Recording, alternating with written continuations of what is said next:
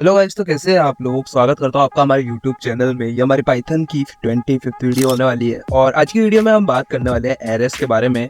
तो लास्ट वाली वीडियोस में हमने बात करी थी लिस्ट के बारे में और हमने पाइथन में देखा था कि जिस तरीके से हम सी और सी प्लस प्लस और जावा में हम लोग एरेस का यूज़ करते हैं, पाइथन में हमारे पास कॉन्सेप्ट होता है लिस्ट का, जिसमें हम कलेक्शंस ऑफ डेटा को स्टोर करते हैं। काफ़ी सारे डेटा अगर हमारे पास प्रेजेंट होता है तो वो हम एक लिस्ट में स्टोर कर देते हैं। लेकिन जो पाइथन की लिस्ट होती है हमारे पास, वो इस टाइप से होती है कि उस लिस्ट में हम किसी भी डेटा टाइप को स्टोर कर सकते हैं। आप उसी लिस्ट के अंदर इंटीजर्स को भी स्टोर कर सकते हैं, फ्लोट को भी स्टोर कर सकते हैं, आप उसी लिस्ट के अंदर डिक्शनरी को भी स्टोर कर सकते हैं। तो यह काफ़ी ज़्यादा कॉम्प्लेक्स चीज़ हो जाती है। और पाइथन में हमारे पास एरे का भी एक मेथड होता है, एरे भी होता है पाइथन में, जो काफ़ी ज़्यादा काम आता है जब आप आगे नेक्स्ट लेवल चीज़ें करोगे पाइथन का यूज़ करके, तब एरेस भी काफ़ी ज़्यादा काम आएगा। और आज की वीडियो में हम एरेस के बारे में देखने वाले हैं। मैं आपको सबसे पहले बता देता हूँ एरेस क्या होता है। जब भी पाइथन में आपको सेम टाइप के डेटा टाइप्स को अगर किसी कलेक्शन में स्टोर करना हो तो हम एरेस का यूज़ कर सकते हैं। जिस तरह सी प्लस प्लस में हम स्टोर करते थे एक ही तरह के डेटा टाइप के डेटा को स्टोर करने के लिए, जैसे कि अगर आपको इंट डेटा स्टोर कराना है तो सिर्फ आप इंट डेटा को स्टोर कर सकते हो। तो इसी तरह आज की वीडियो में हम एरेस को बिल्कुल अच्छी तरीके से देखने वाले हैं पाइथन में।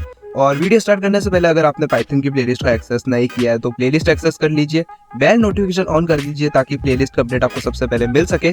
तो चलिए गाइस, स्टार्ट करते हैं हमारी आज की वीडियो को बिना किसी देरी के। हाँ, तो गाइस यहाँ पर आप देख सकते हैं, यहाँ पे मैंने पाइथन को ओपन कर लिया है और पाइथन ओपन करने के बाद में मैं एक नई फाइल को क्रिएट कर लेता हूँ पाइथन की। और यहाँ पर मैं लिखूंगा ट्यूटोरियल 11 नाम से एक नई पाइथन की फाइल को क्रिएट कर लूंगा।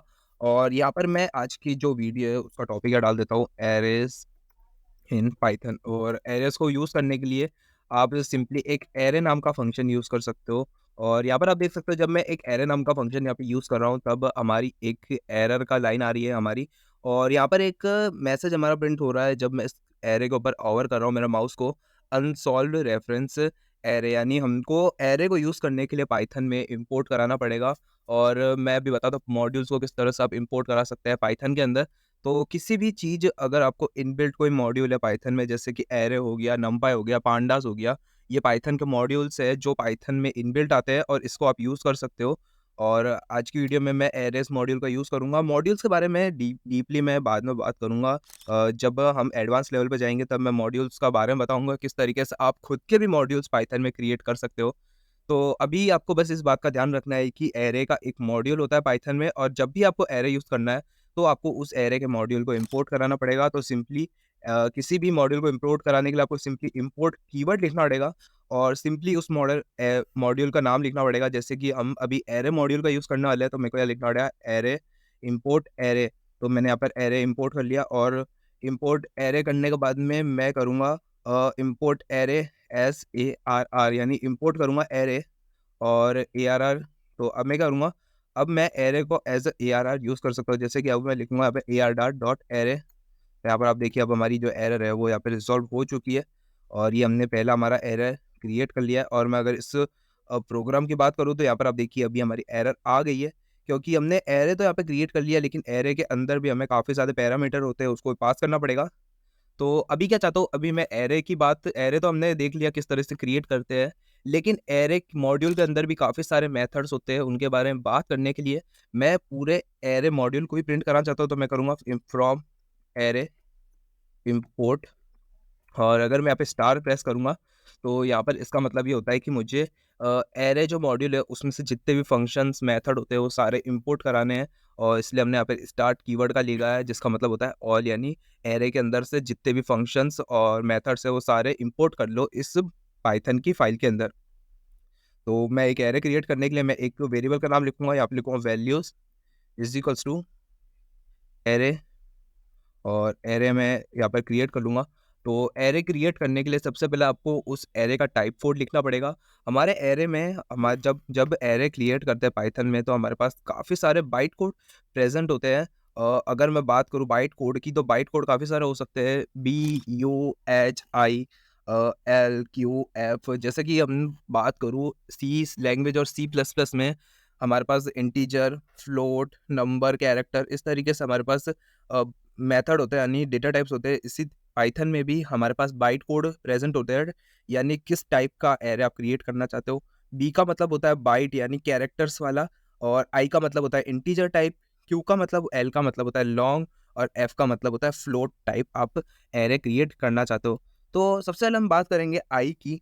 तो अगर मैं यहाँ पे लिखता हूँ आई कॉमा, और एरे क्रिएट करने के लिए सिंपली मेरे को यहाँ पर आई को कोट्स के अंदर रखना पड़ेगा, और यहाँ पर एरे में क्रिएट करके था तो मैं लिखूँगा 3 4 2 6 और 7। तो मैंने यहाँ पर एक एरे क्रिएट करा, और अगर मैं आपको यहाँ पे रन करके बताऊँ तो आप देखिए हमारी जो एरर आ रही थी वो एरर यहाँ पर रिजॉल्व हो चुकी है। तो यहाँ पर हमने हमारा सबसे पहला एरे क्रिएट कर लिया है, और मैं अब इस एरे को प्रिंट करके बताऊँगा आपको। मैं इधर लिखूँ प्रिंट वेल्स, मैं इधर वेल्स को प्रिंट करूँगा और मैं इस प्रोग्राम को रन करूँगा। तो यहाँ पर आप देखिए हमारा यहाँ पर एरे प्रिंट हो चुका है। और अगर मैं आपको यहाँ पर टाइप चेक करके बताऊँ इस वैल्यूज़ का, मैं लिखूँगा टाइप ऑफ वेल्स, और अगर मैं वापस इसी प्रोग्राम को रन करूँ तो यहाँ पर आप देखिए हमारी क्लास आ रही है एरे डॉट एरे। इसका मतलब मैंने एक एरे यहाँ पर क्रिएट कर दिया है, और एरे को क्रिएट करने के बाद में मैं वापस इस टाइप को कमेंट आउट कर दूंगा। मैं यहाँ पर टाइप को कमेंट आउट कर देता हूँ, एक मैसेज लगा देता हूँ टाइप चेक एरे, ताकि मैं अब जब भी आपको सोर्स कोड प्रोवाइड करूँ तब आपकी कोई भी एरर नहीं है और आपको आसानी से समझ भी आए। और मैं यहाँ पर वापस एक प्रिंट स्टेटमेंट लगाऊंगा, और यहाँ पर मैं वैल्यूज़ लिखूंगा। और मैं एक आपको बात बताऊँ तो आपको जब भी यहाँ पर आप टाइप कोड लिखो तो आपको इस बात का ध्यान रखना है कि आपने टाइप कोड लिख रहे हो वो एकदम सही तरीके से लिखो। और टाइप कोड मैं आपको स्क्रीन पर बता रहा हूँ कि क्या काफ़ी सारे टाइप कोड हमारे पास प्रेजेंट होते हैं। जैसे कि अभी मैं बात कर रहा हूँ आई की, तो आई में हमारे पास आप देख सकते हैं एक स्मॉल आई होता है, कैपिटल आई। स्मॉल आई मतलब होता है साइंड इंटीजर, और कैपिटल आई मतलब होता है अनसाइंड इंटीजर। अब साइंड इंटीजर और अनसाइंड इंटीजर का मतलब क्या होता है मैं आपको बताता हूँ। जैसे कि अगर मैंने यहाँ पर स्मॉल आई मतलब साइंड इंटीजर के बारे में लिखा है, तो अगर मैं एरे के अंदर कोई भी नेगेटिव नंबर यूज़ करता हूँ और अगर उस एरे को प्रिंट कराने की कोशिश करता हूँ, तो यहाँ पर हमारा एरे सक्सेसफुली प्रिंट हो जाता है, क्योंकि हम साइंड इंटीजर की बात कर रहे हैं, यानी कोई वैल्यू प्लस या माइनस में हो सकती है।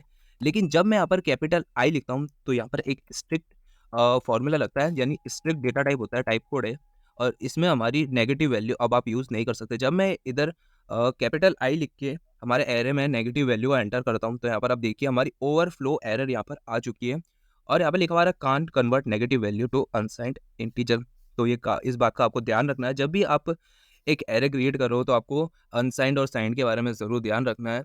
जब भी आपको कोई नेगेटिव वैल्यू का यूज़ करना है तब आपको स्मॉल केस वाला आई यूज़ करना है, और अगर आप नेगेटिव वैल्यू को यूज़ नहीं करना चाहते, सारी पॉजिटिव वैल्यू चेक करना चाहते हैं, तब आपको कैपिटल आई का यूज़ करना है।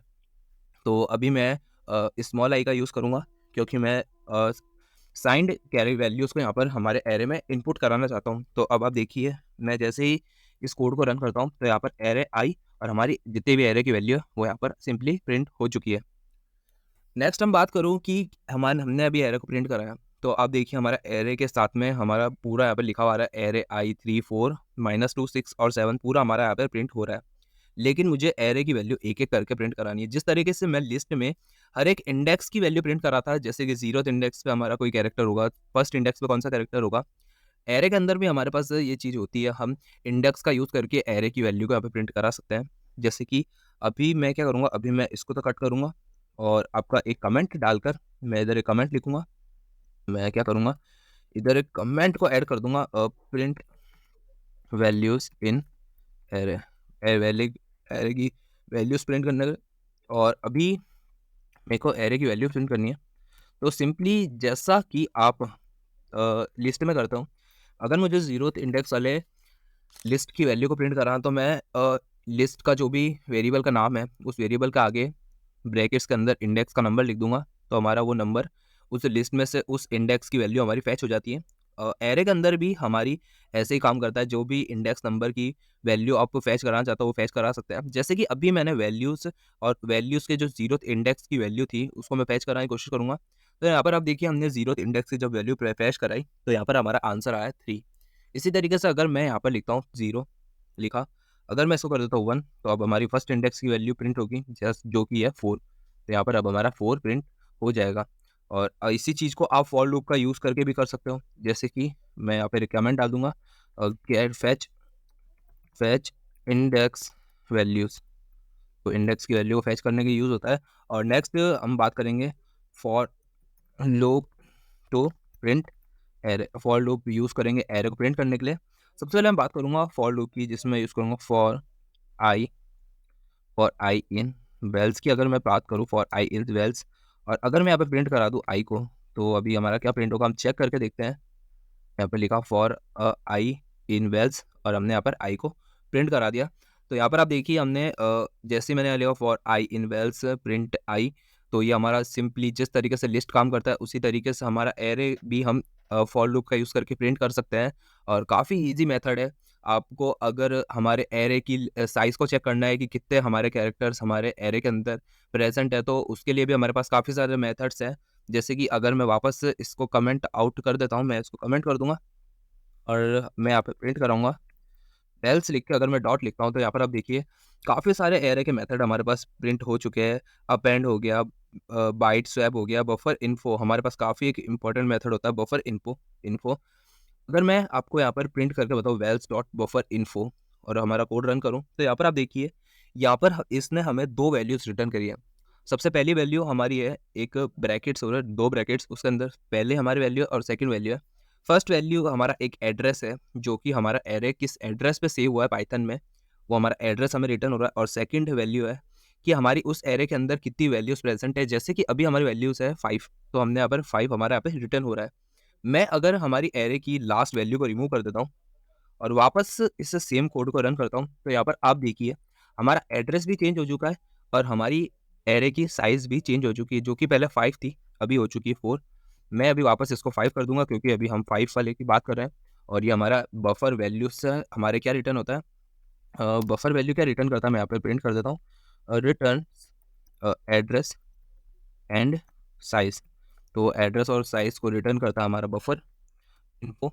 और नेक्स्ट अगर हम बात करें प्रिंट स्टेटमेंट की, वेल्स लिख के और भी काफ़ी सारे हमारे पास मेथड्स अवेलेबल है, buffer info, reverse pop, count, index, append. जिस तरीके से लिस्ट में भी हमारे पास काफ़ी सारे मेथड्स थे, इसमें भी हमारे पास काफ़ी सारे मेथड्स अवेलेबल होते हैं। आपको इसकी साइज़ चाहिए, तो अगर मैं यहाँ पे जिस तरीके से हम लेंथ का ऑब्जेक्ट का यूज़ करते थे लिस्ट की साइज़ को फाइंड आउट करने के लिए, हम लेंथ का यूज़ कर सकते हैं एरे की साइज़ को भी फाइंड आउट करने के लिए। जैसे कि मैं लिखता हूँ लेंथ ऑफ वैल्यूज़ और इसको रन करता हूँ, तो यहाँ पर हमारा रिटर्न हो जाएगा साइल 5। और यहाँ पे लिखूँगा returns length of array, array की लेंथ को रिटर्न करता है। और नेक्स्ट हम बात करेंगे एक और इनबिल्ट मेथड की, जो कि काफ़ी ज़्यादा बेसिक इनबिल्ट मेथड है, जिससे हम किसी भी एरे को रिवर्स कर सकते हैं। जैसे कि लिस्ट में भी हम काफ़ी सारे मेथड्स देखे थे, जिसमें हम लिस्ट को रिवर्स कर रहे थे, अपेंड कर रहे थे डेटा को। तो अभी क्या करूँगा मैं, वेल्स लिखकर मैं लिखूँगा वेल्स डॉट रिवर्स। तो सिंपली ये रिवर्स फंक्शन क्या करेगा, रिवर्स पाइथन का एक ऐसा फंक्शन है जो किसी भी चीज़ को रिवर्स कर देता है। अगर आप किसी लिस्ट के ऊपर रिवर्स मेथड यूज़ करोगे, तो वो इस लिस्ट को रिवर्स कर देगा। अगर आप किसी स्ट्रिंग के ऊपर रिवर्स मेथड यूज़ करोगे, तो उस स्ट्रिंग को रिवर्स कर देगा।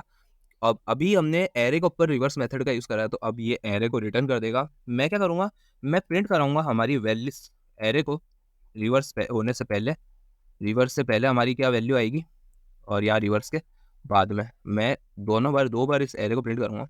अब देखिए सबसे पहले मैंने एरे को प्रिंट करा, तो यहाँ पे लिखा हुआ है एरे आई 3, 4, -2, 6 और 7, जो कि हमारे एकदम सीधा एरे प्रिंट हो गया। नेक्स्ट टाइम जब हमने एरे को प्रिंट करा है रिवर्स करने के बाद में, तो आप देखिए हमारी एरे बिल्कुल रिवर्स हो गया है, इन्वर्ट हो गया है। जो लास्ट इंडेक्स की वैल्यू थी वो फर्स्ट हो चुकी है, और जो फर्स्ट 0th इंडेक्स की वैल्यू है वो लास्ट हो चुकी है। तो ये हमारा रिवर्स मेथड काम करता है, और हमने काफ़ी सारे मेथड्स के बारे में देख लिया है।